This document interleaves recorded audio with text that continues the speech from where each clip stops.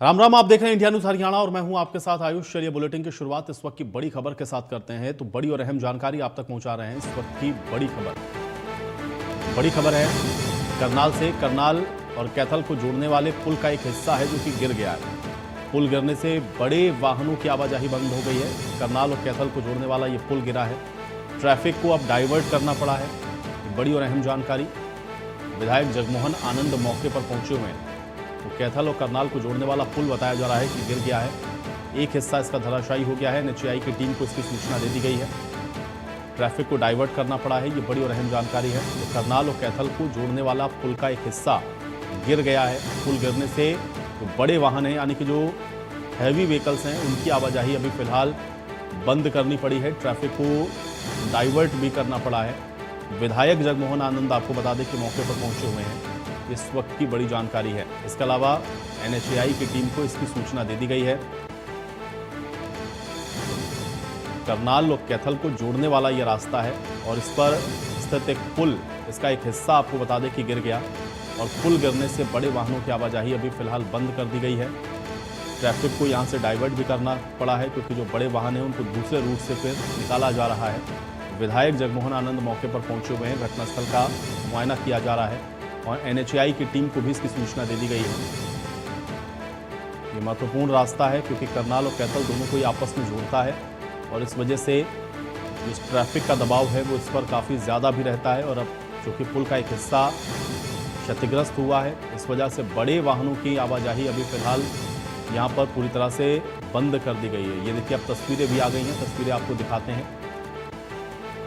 तो तस्वीरें आप देख सकते हैं कि ये करनाल और कैथल को जोड़ने वाला पुल का एक हिस्सा जो कि क्षतिग्रस्त हुआ। इस वजह से हैवी व्हीकल्स जो है, जो बड़े वाहन हैं, बड़ी गाड़ियां हैं, उनको यहां से अभी फिलहाल रोक दिया गया है। एनएचएआई की टीम को इसकी सूचना दे दी गई है और एनएचएआई की जो टीम है वो यहां मौके पर अभी फिलहाल पहुंच रही है, जो कि इसका मौका मुआयना करेगी। पुल का एक हिस्सा धंसने से, क्षतिग्रस्त होने से वाहनों की आवाजाही पर इसका जो असर है वो साफ तौर पर देखने को मिल रहा है। और बड़ी बात यह है कि ट्रैफिक को डाइवर्ट भी करना पड़ा है। देखिए, पिलर और स्पैन जो है, इसमें आप देख सकते हैं कि किस तरीके से दरारें आ गई हैं। एक तरफ आप देखेंगे तो आपको ये झुका हुआ भी दिखेगा और इस वजह से आप देखिए, ये जो पूरी सड़क है जो पुल के ऊपर बनी हुई, आप देखिए धंस गई है। एक हिस्सा आप कह सकते हैं कि क्षतिग्रस्त हुआ है और इस वजह से यहाँ पर भारी वाहनों को एहतियातन रोक दिया गया है ताकि किसी भी तरह का कोई हादसा ना हो। लेकिन हल्के जो वाहन हैं, जो छोटे वाहन हैं, 4 पहिया गाड़ी या 2 पहिया वाहन, उनको आप देखिए किस तरह से ट्रैफिक पुलिस वहाँ से निकाल रही है। लेकिन बड़े वाहनों को यहाँ पर अभी फिलहाल आवागमन पूरी तरह से रोका गया है और इसलिए जो ट्रैफिक है उसको डाइवर्ट भी करना पड़ा है। तो करनाल और कैथल को जोड़ने वाला ये पुल का एक हिस्सा है जो कि क्षतिग्रस्त हुआ है। तस्वीरें आप देख सकते हैं। अब एनएचएआई को भी इसकी जो सूचना है वो दे दी गई है। अब एनएचएआई के अधिकारी मौके पर पहुंचे हैं और उसके बाद इसका मौका मुआयना किया जा रहा है। तो ये बड़ी जानकारी और बड़ी खबर आप तक पहुंचा रहे हैं, जहां पे करनाल और कैथल को जोड़ने वाले पुल का ये हिस्सा क्षतिग्रस्त हुआ है। तस्वीरें भी इसकी आप देख सकते हैं। कुछ हिस्सा देखिए आप टूट के गिरा भी है, कुछ आपको दरारें और क्रैक्स भी इसमें नजर आ रहे हैं।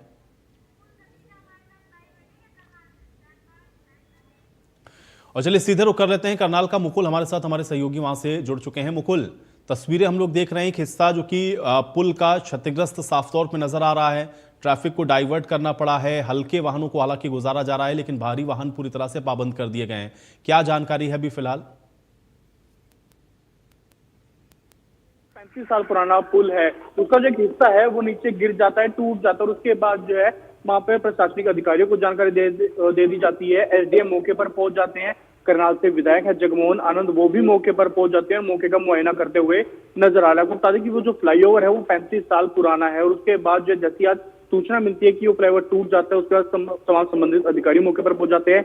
एनएचएआई की टीम को भी मौके पर बुला लिया जाता है और सबसे बड़ी बात की जो बड़े वाहन वहां से रोजाना काफी संख्या में गुजरते हैं, हजारों की संख्या में गुजरते हैं, उन पर जो है वहां पर प्रतिबंध लगा दिया गया और वहां पर सिर्फ छोटे वाहन, 2 पहिया वाहन हो या गाड़ी की बात हो, सिर्फ उनको ही जाने की अनुमति दी जा रही है। और उससे पहले जो है क्या कुछ दिक्कत आती है वहां पर, क्या टेक्निकल चीजें हैं, उनके लिए भी जो है एनएचएआई की टीम को वहां पर मौके पर तुरंत बुला लिया गया है। जी बिल्कुल, लेकिन मुकुल, क्या ये पुल पहले से जर्जर अवस्था में जा रहा था या यहाँ पर पहले से ही इस तरह की जो स्थितियां हैं वो दिख रही थीं, या अचानक से ये जो हिस्सा है वो क्षतिग्रस्त हुआ है? थोड़ा सा इसको अपडेट करें। और दूसरा, क्या एनएचएआई के अधिकारी मौके पर पहुंच चुके हैं? मौका मुआयना क्या उसका शुरू हुआ है? इंस्पेक्शन अगर हो रहा है तो उसमें क्या कुछ निकलकर सामने आया, इसको भी अपडेट करें मुकुल। जी बिल्कुल, देखिए जो फ्लाईओवर है वो तकरीबन 35 साल पुराना है और जैसे वहां पर जो है अभी तक उसमें पहले कभी कोई दिक्कत नहीं सामने आई है, क्योंकि आज जैसी सुबह तमाम दुकानदार वहां पर पहुंचे, क्योंकि फ्लाईओवर के नीचे काफी दुकानें हैं। जैसे दुकानदार वहां पर मौके पर पहुंचे हैं, वो आकर देखते हैं कि पुल का जो हिस्सा है वो सुबह से ही गिरा हुआ नजर आ रहा है। उसके बाद सूचना जो है पुलिस को दी जाती है, वहां पर तमाम इकट्ठे लोग हो जाते हैं। उसके बाद जो है पुलिस की टीम तमाम संबंधित अधिकारियों को उसकी जानकारी देती है और जैसे सूचना विधायक तक पहुंचती है वो भी मौके पर पहुंच जाते हैं। हालांकि एनएचएआई की टीम को तुरंत बुला लिया गया, वो भी कुछ देर में जो है मौके पर पहुंच गई। उसके बाद ही पता चल पाएगा कि आखिरकार कहाँ कमी रह गया है, क्या पुल जो है वो काफी ज्यादा पुराना हो गया है या किस कारण से जो है पुल की जो हालत है वो काफी ज्यादा खराब होती हुई नजर आ रही है। वो सब जो है फिलहाल जांच का विषय है। जी बिल्कुल, लेकिन मुकुल, ये चूंकि पुल बड़ा महत्वपूर्ण है, ये चूंकि कैथल और करनाल दोनों को आपस में जोड़ता है, इसलिए बहुत इंपॉर्टेंट है। ट्रैफिक का जो दबाव है वो बहुत रहता है। अब अगर वहां पर ट्रैफिक को डाइवर्ट किया जा रहा है, रूट अगर डाइवर्ट हो रहे हैं और खासतौर से हैवी व्हीकल्स के लिए, तो उनको किस रास्ते से भेजा जा रहा है? रूट प्लान क्या है, थोड़ा सा ये बताएं, चूंकि जो लोग ट्रैवल अगर कर रहे हैं तो थोड़ा सा उनको भी ये जानकारी मिले कि उस रास्ते से जाने से वो बचें। अभी ट्रैफिक एडवाइजरी इसको लेकर के क्या है, जो डाइवर्ट की गई है ट्रैफिक, वो किस रास्ते से निकाला जा रहा है? थोड़ा सा इसको भी अपडेट कर दें मुकुल। जी बिल्कुल, देखिए जो रास्ता है करनाल कैथल फ्लाईओवर है, कैथल वो जो फ्लाईओवर है उसको हालांकि रोक दिया गया और जो सारा ट्रैफिक है वो वहां से पश्चिमी यमुना से होते हुए करनाल से काचवा रोड की तरफ जो है डाइवर्ट कर दिया गया है। फिलहाल अगर किसी को कैथल की ओर जाना है तो वो काचवा पुल का इस्तेमाल कर सकते हैं, वहां से जो है रूट को डाइवर्ट कर दिया गया है, क्योंकि वहां पर जो है हालांकि टीमें भी पहुंच चुकी हैं, वहां पर कार्य भी शुरू हो जाएगा, जिसके चलते कहीं ना कहीं परेशानी जो है थोड़ी बहुत वो झेलनी जरूर पड़ेगी आम जनता को। इसके लिए जब दूसरा रूट भी तैयार कर लिया गया है, पश्चिमी यमुना से होते हुए करनाल काचवा रोड का जो इस्तेमाल तमाम लोग कर सकते हैं। जी चलिए मुकुल, फिलहाल के लिए बहुत शुक्रिया हमारे साथ जुड़ने के लिए, उस तमाम बातचीत के लिए। तो रूट अभी फिलहाल डाइवर्ट ही रहेगा, चूंकि मौके पर अधिकारी पहुंचे हुए हैं और एनएचएआई के अधिकारी अब इंस्पेक्शन कर रहे हैं। चूंकि अब क्षतिग्रस्त हुआ है तो जब तक एनएचएआई की ओर से इसको पूरी तरह से सुरक्षित या सेफ या नहीं बताया जाता है, तब तक इस पर जो ट्रैफिक का मूवमेंट है वो नहीं होगा। अब देखना यह है कि इस पर अधिकारियों का क्या कहना रहेगा और कितनी जल्दी इसका जो रिपेयरिंग का काम है या इसको किस तरीके से सुधारा जाएगा, ये देखना होगा। लेकिन अभी फिलहाल कुछ दिन आप ये कह सकते हैं कि यहाँ पर जो ट्रैफिक व्यवस्था है उसमें लोगों को परेशानी का सामना करना पड़ेगा। और चलिए इस बीच एक बड़ी